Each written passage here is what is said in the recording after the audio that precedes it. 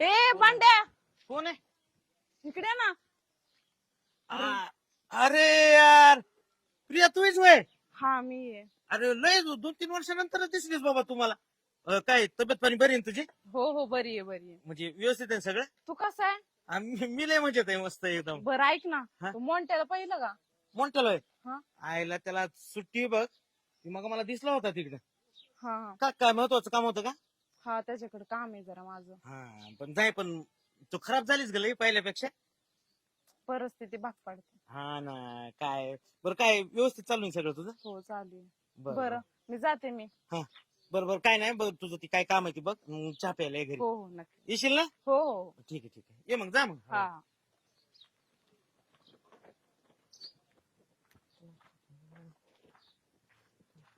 अरे मोंटी थांब ना. प्रिया तू एवढ्या दिवसात ना गावाकडं? अरे माझं तुझ्याकडे काम होतं. माझ्याकडं? हा बोल ना, काय म्हणतेस? का नाही बरा आहेस का? आता बराच आहे. काय करतोयस तू? आता सध्या कंपनीत कामाला आहे. 15-20 हजार रुपये पगार आहे. कसं बस घर चालतं त्याच्यावर. पण ते जाऊ दे, तुझं काय चालू आहे? आता तुला माझं काय सांगावं. माझ्या घरच्यांनी पैशाच्या पायी त्या बेवड्यासोबत माझं लग्न लावून दिलं. मरणाचा नवरा दारू पितोय. दारू पिऊन नुसतं मारहाण करायचं रोजचा. त्या वैतागांनी मी कंटाळले आणि झाला डिवोर्स. दिवस झाला होय? बरं ऐक ना, हा? एक विचारू का? हा विचार ना. माझ्यावर अजून तुझं तेवढं प्रेम आहे का? अगं ज्या दिवशी तुला मी प्रेमाचं साथ घातली ना, त्याच दिवशी मी तुला एक शब्द दिला होता की हा मॉन्टी प्रेम करल तर आयुष्यभर तुझ्यावर प्रेम करल, जगल तुझ्यासाठी, मरल तुझ्यासाठी. एक शब्द दिला होता, आठवतोय का तुला? हो आठवतोय की. काल जेवढं प्रेम होतं ना, तेवढंच आज देखील माझं तुझ्यावर प्रेम. बरं ऐक ना, हा आता माझा स्वीकार करशील का? अगं ज्या गोष्टी वेळेत घडायला हव्या होत्या ना, त्या गोष्टीचा वेळ निघून गेल्यावर विचार करण्यात कायच अर्थ नाही.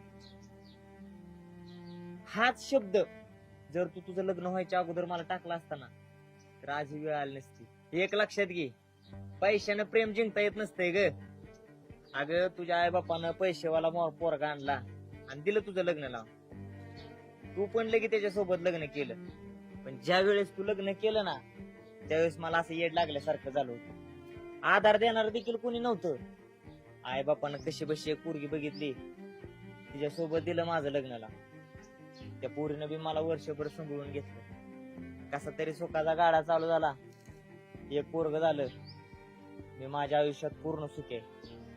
हे बघ, माझं तुझ्यावर कितीही प्रेम असेल ग, पण माझ्यावर त्या जगात माझ्या बायको आणि माझं पोरग इतकं प्रेम करते ना, मला दुसऱ्या कोणा प्रेमाची गरज देखील.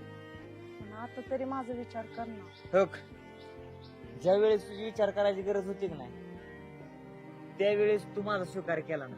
आता विचार करून काय उपयोग नाही ग. पण हा, अजून पण तुला मी एक शब्द देतो.